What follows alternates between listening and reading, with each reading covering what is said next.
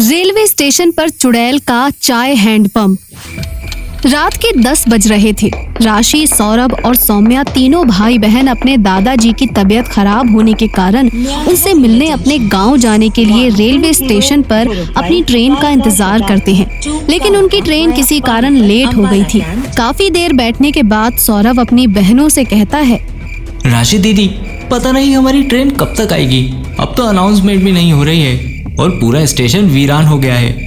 ऐसा लगता है कि हमारे अलावा यहाँ कोई है ही नहीं। मैं जरा पता करके आता हूँ और साथ में कुछ खाने पीने का सामान भी लेकर आता हूँ। हाँ सौरभ, मुझे तो पानी की प्यास लगी है, लेकिन तुम कहाँ जाओगे? रुको, मैं देखती हूँ। दीदी, मेरे सिर में बहुत दर्द हो रहा है, मुझे बस चाय ला दीजिए। अच्छा, मैं देखती हूँ।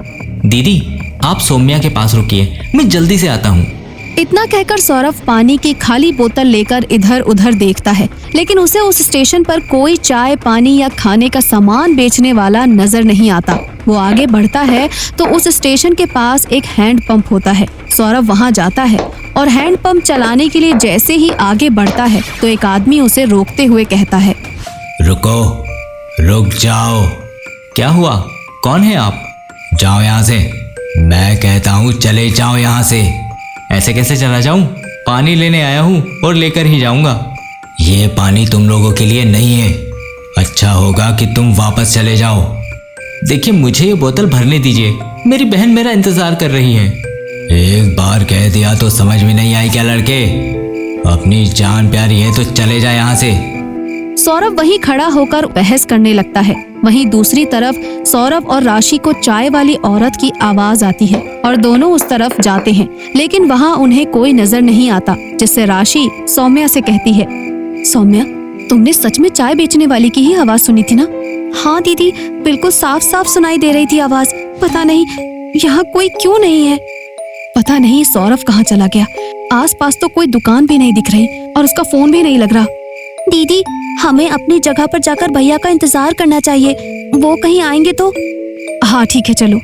सौम्या और राशि जैसे ही वापस जाने के लिए पलटते हैं तो सामने एक अजीब सी दिखने वाली औरत उनके सामने खड़ी होती है।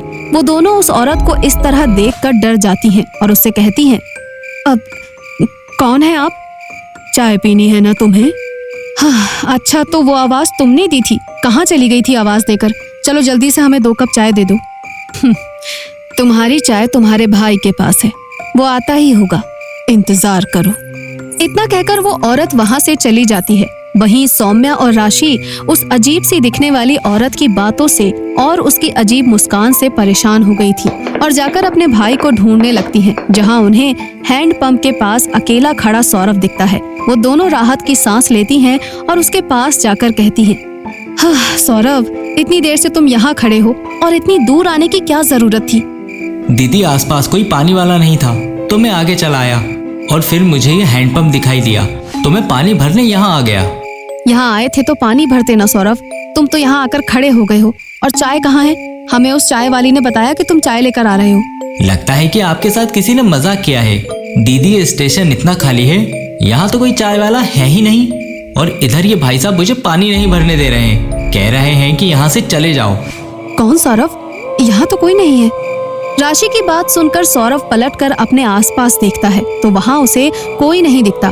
सौरभ अपनी उलझन में फंस गया था कि आखिर उसके साथ हो क्या रहा था और वो आदमी आखिर अचानक कहाँ चला गया था। अरे दीदी, अभी तो एक आदमी मुझसे बहस कर रहा था और कह रहा था कि अपनी जान प्यारी है तो चले जाओ। पता नहीं कहाँ गायब हो गया। चलो, अब तो कोई नहीं है ना, जल्दी से पानी लो और चलो। मुझे तो ये जगह कुछ ठीक नहीं लग रही है, हमें यहाँ से जाना चाहिए। मेरी तबीयत भी खराब हो रही है, 1 कप चाय को तरस गई हूँ मैं। पता नहीं कैसा स्टेशन है, कोई सुविधा ही नहीं है। ऐसा लगता है कि कोई यहाँ आता ही नहीं है। पूरा वीरान और चारों तरफ सन्नाटा है और ऊपर से ये अजीब अजीब सी घटना। हाँ सौम्या, तुम ठीक कह रही हो। सौरभ, पानी तो भरो तुम। सौरभ जैसे ही हैंड पंप चलाता है उसमें से गर्मा गर्म चाय निकलती है, जिसे देखकर तीनों हैरान हो जाते हैं। चाय की महक चारों तरफ फैल जाती है। ये क्या, हैंड पंप से चाय? वाह, क्या खुशबू है चाय की, जल्दी से मुझे दे दो। ये कैसे हो सकता है? ये चमत्कार मेरे लिए हुआ है। लाओ, मुझे जल्दी से चाय दे दो, बाकी बातें बाद में सोचते रहना। इतना कहकर सौम्या उस चाय को पी लेती है। चाय पीते ही सौम्या का व्यवहार बिल्कुल बदल जाता है और वो अजीब अजीब हरकतें करने लगती है। देखते ही देखते उसकी आंखें पूरी तरह लाल हो जाती हैं और वो खून की उल्टियां करते हुए वहीं मर जाती है। ये सब देखकर राशि और सौरभ उसके पास बैठकर रोने लगते हैं। तभी वहां पर वो आदमी अपने असली रूप में आता है और कहता है, देख लिया तुमने अपनी जिद का नतीजा। मना किया था, बार बार कहा था, समझाया था कि ये चाय तुम लोगों के लिए नहीं है, लेकिन तुमने मेरी बात नहीं सुनी। अब भुगतो। कौन हो तुम और ये सब क्या हो रहा है? मैं भी इस चाय हैंडपंप का शिकार हुआ था, जो पानी की प्यास से बेहाल यहाँ पर पानी पीने आया था और इसमें से चाय निकलने लगी। इस चाय की खुशबू से आकर्षित होकर मैं खुद को रोक नहीं पाया और मैंने ये चाय पी ली, जिसके बाद मैं तड़प तड़प कर मर गया। इसके बाद मैं हर किसी को यहाँ आने से रोकता रहा। जो मेरी बात मान लेता वो बच जाता और जो नहीं मानता वो इसी तरह अपनी जान से जाता है। आखिर ऐसा क्यों हो रहा है? क्या राज है इस हैंडपंप का?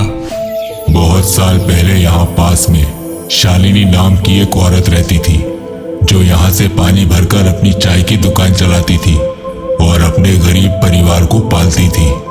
एक दिन उसकी चाय पीने के कारण कुछ लोग बीमार हो गए, जिसके बाद सभी ने उस हैंडपंप के पानी से चाय बनाने की बात को सबको बीमार होने की वजह बना दिया। और जब वो पानी भरने यहाँ आई तो उसे यहीं मार मार कर मार डाला। उसके बाद उसकी आत्मा सबसे बदला लेने लगी और इस हैंडपंप से पानी की जगह चाय निकलने लगी। जो भी इस चाय को पीता है वो मारा जाता है। लेकिन इसमें हम सबकी क्या गलती है? मासूम लोगों की जान लेकर तुम्हें क्या मिल रहा है? राशि के इतना कहते ही शालिनी की आत्मा वहां आती है और वो गुस्से में कहती है, और मैं मासूम नहीं थी। मैं पूरी ईमानदारी से मेहनत से अपने परिवार का पेट पाल रही थी और अनजाने में मेरी चाय से लोगों की तबीयत खराब होने लगी। इसमें मेरा क्या दोष था जो इतनी बेरहमी से मुझे मार डाला गया और कोई मुझे बचाने तक नहीं आया। लेकिन अब मैं सच में अपनी चाय से लोगों की जान लूंगी। जो काम मैंने नहीं किया था उसकी सजा मुझे मिली। इसी तरह सबको सजा मिलेगी। सब मरेंगे मेरी चाय से। हैंडपंप वाली चुड़ैल हूं मैं। और मेरी ये हैंडपंप वाली चाय। लेकिन इस तरह लोगों की जान लेकर तुम खुद को पापी क्यों बना रही हो? मुझे जो करना है मैं वही करूंगी। अपनी जान प्यारी है तो चले जाओ यहाँ से। जब मेरे बारे में किसी ने नहीं सोचा, मेरे परिवार के बारे में किसी ने नहीं सोचा, तो मैं भी किसी पर तरस नहीं खाऊंगी। सब मरेंगे। तुम्हारे साथ जो हुआ वो सच में गलत था, लेकिन इस तरह तुम भी ठीक नहीं कर रही हो।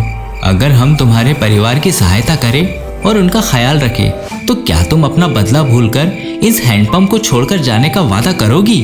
अगर तुम ऐसा करना चाहते हो तो मैं वादा करती हूँ, मैं यहाँ से चली जाऊंगी।